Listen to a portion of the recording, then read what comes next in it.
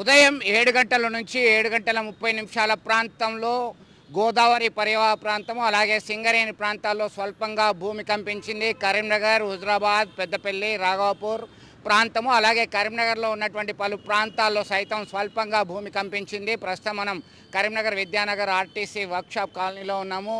ఇక్కడ ఉన్నటువంటి స్థానికులు కొద్దిగా దాన్ని గమనించారు. మనతో మాట్లాడడానికి విజిలెన్స్ అధికారులు ఉన్నారు. చెప్పండి, ఎట్లా అబ్జర్వ్ చేశారు, ఏం జరిగింది అసలు? నాకు పాస్పోర్ట్ అపాయింట్మెంట్ ఉన్నది. కొంచెం నేను డాక్యుమెంట్స్ సరి చేసుకుంటూ చైర్లో కూర్చున్నాను. 7:45 టైంలో ఓన్లీ 1 మినిట్ ఎక్కువ కూడా రాలేదు. అది గ్లాసెస్ వైబ్రేషన్ ఒకటి, టేబుల్ మీద స్టీల్ బాటిల్స్ ఉన్నాయి కదా, అవి వైబ్రేషన్తో నేను వెంటనే అబ్జర్వేషన్ చేశాను. సంథింగ్ ఇది ఏదో ల్యాండ్ ఉన్నది, కానీ ఎక్కువసేపు ఉండలేకపోయింది. అది 1 మినిట్ 2 మినిట్స్ లోపలనే క్లోజ్ అయింది. అది షేక్ అయినాయి మొత్తం, షేక్ అయినాయి. ఆ సౌండే నాకు అబ్జర్వేషన్ చేస్తాను నేను. షేక్ అని మన మనసులు కదా ఊపినట్టుగా అనుకున్నాను, కానీ నేను ఎవరు చెప్పలేదు ఈ విషయం. ఇది అది ఇంట్లో ఫ్యామిలీ వాళ్ళు ఉన్నారు, పూజలో కూర్చున్నారు, అక్కడికే క్లోజ్ చేసుకున్నాను. ఇక అనుకున్నాను, కానీ కొంచెం చిన్నగానే వచ్చేసింది, పెద్దగా అయితే కాదు, ఒక సెకండ్స్లోనే.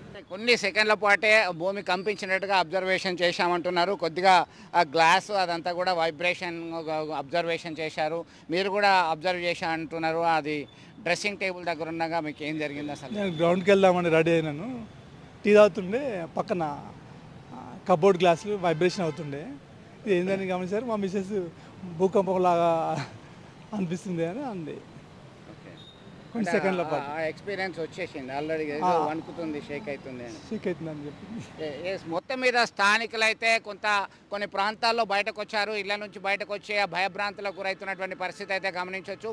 కేవలం స్వల్పంగా భూమి కంపించింది, కొన్ని సెకండ్ల మాత్రమే అబ్జర్వేషన్ చేసే లోపలనే దాని యొక్క డెన్సిటీ అయిపోయింది. ఇప్పటికే సెస్మాలజీకి సంబంధించినటువంటి ఎంత మేరకి రిక్టర్ స్కేల్ మీద నమోదైంది. పర్టికులర్గా ములుగు ప్రాంతము, గోదావరి పరివాహ ప్రాంతము, సింగరేణి బొగ్గు గనులు అలాగే కరీంనగర్ పరివాహ ప్రాంతంలో ఉన్నటువంటి స్థానికంగా సైతం దీన్ని గమనించడం జరిగింది.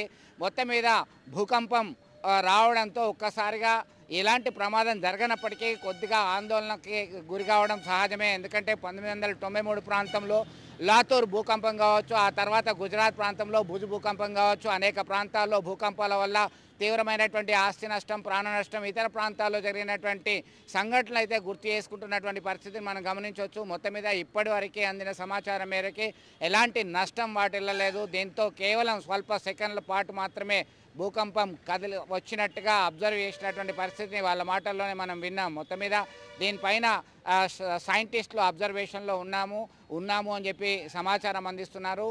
దానికి సంబంధించి అధికారికంగా వాళ్ళు ఒక ప్రకటన అయితే విడుదల చేయడానికి అవకాశాలు కనబడుతున్నాయి. అసలైన తొలి వెలుగు. ఫాలో వాట్సాప్ @తొలి వెలుగు official.